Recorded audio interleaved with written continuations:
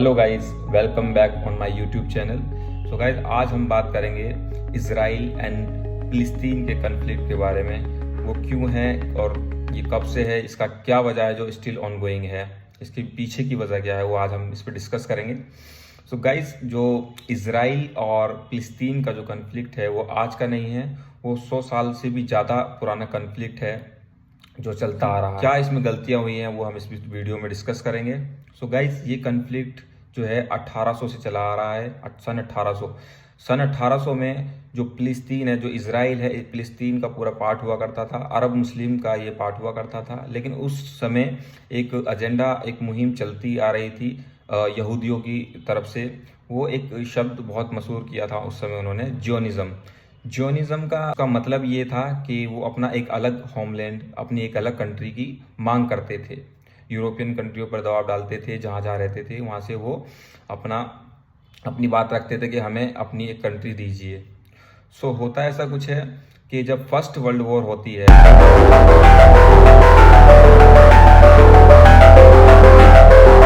War होती है 1917 में, जब ब्रिटिश शासन करता है उसके बाद फिलिस्तीन पर, तो वो उस समय एक फरमान जारी करता है बलफोर डिक्लेरेशन के नाम से।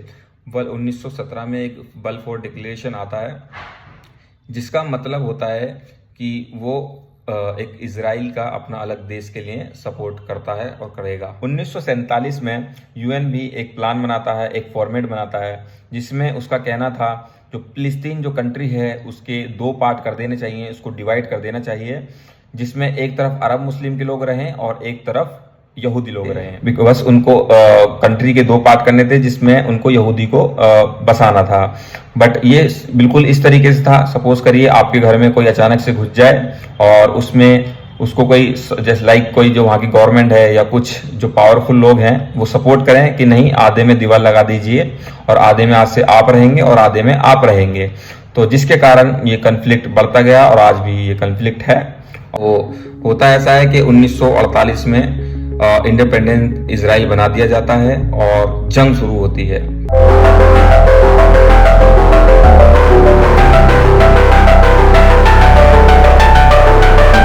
जंग में इजराइल जीत जाता है बिकॉज उसको यूरोपियन कंट्री का बहुत सपोर्ट होता है।